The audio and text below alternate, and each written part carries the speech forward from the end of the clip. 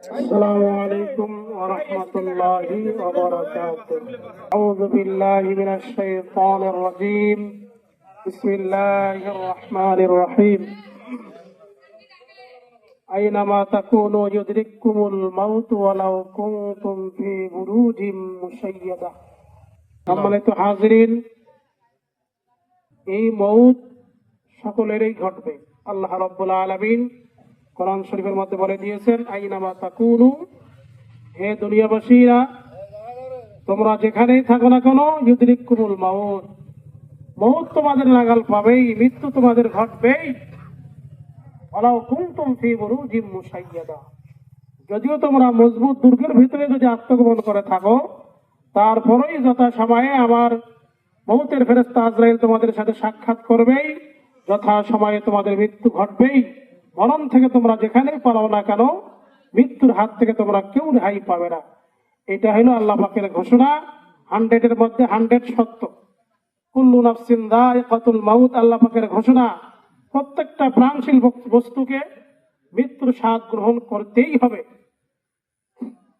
আল্লাহ রাব্বুল আলামিন যত প্রাণী সৃষ্টি করেছেন, তার মধ্যে দুইটা প্রাণী হইল, একটি হইল জিন আর একটি হইল ইনসান। এই দুই জাতিকে আল্লাহ রাব্বুল আলামিন কেন সৃষ্টি করেছেন? আল্লাহ রাব্বুল আলামিন কোরআন শরীফের মধ্যে বলে দিয়েছেন, ওমা খালাকাতুল জিন্না ওয়াল ইনসা ইল্লা লিয়াবুদুন।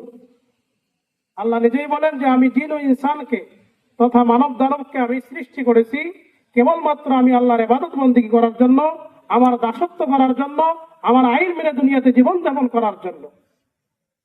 আর বাকি যত মাখলুকাত রয়েছে, এই সমস্ত মাখলুকাতকে আল্লাহ রাব্বুল আলামিন এই মানব দানবের সেবার জন্য সৃষ্টি করেছেন।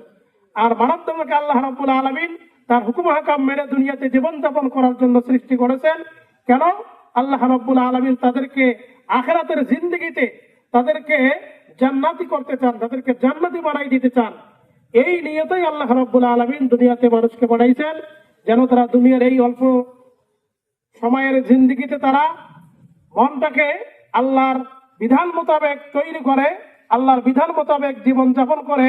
তারা যদি একটু এই দুনিয়ার সময়টা ব্যয় করে আসতে পারে, আল্লাহ রাব্বুল আলামিন তাদেরকে মৃত্যুর পরবর্তী জিন্দেগি, কবরে, এরপরে হইল কিয়ামতের মাঠে, এরপরে হইল আল্লাহ রাব্বুল আলামিন তাদেরকে চিরকালের জন্য জান্নাতের মধ্যে প্রবেশ করাইয়া দিবেন। বলেন সুবহানাল্লাহ। সুবহানাল্লাহ। যিনি মারা গেছে উনি আমার বাবা। আমি ভাই বোনের সবার ছোট, আমরা 5 ভাই বোন, সবার ছোট। যে আমার বাবা যদি কারো কাছে চলাফেরার মধ্যে যদি ভুল ত্রুটি করে থাকে, তাকে মাফ করে দিবেন। আমার বাবা একটু রাগী মানুষ ছিল, কিন্তু মন মানসিকতা অনেক ভালো ছিল, অনেক ভালো ছিল। আপনারা ইতিমধ্যে সবাই মনে জানেন।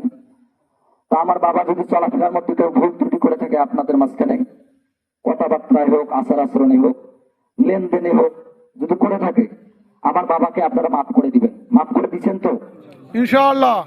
আমার বাবা যদি আপনাদের চলতে ফিরতে ভুল ত্রুটি করে থাকে, তাহলে মাফ করে দিবেন। আর একটা কথা, যদি আমার বাবার যদি পাওনা নাওনা কেউ থাকতে থাকেন, চলাফেরায়, হাট বাজারে বা ব্যবসা বাণিজ্যের মধ্যে যদি কোনো পাওনা নাওনা থাকে, থাকতে পারে, মানুষের থাকে, তো আমার বড় ভাই আছে, আমি আছি, আমার চাচা আছে, আরো আমার রিলেটিভ যারা আছে তারা আছে, তাদের সঙ্গে বলবেন, আমরা এটা পরিশোধ করার চেষ্টা করব ইনশাআল্লাহ। ইনশাআল্লাহ। আমার বাবার জন্য প্রত্যেকে দোয়া করবেন তো ইনশাআল্লাহ। ইনশাআল্লাহ। আসসালামু আলাইকুম ওয়া রাহমাতুল্লাহি ওয়া বারাকাতুহু।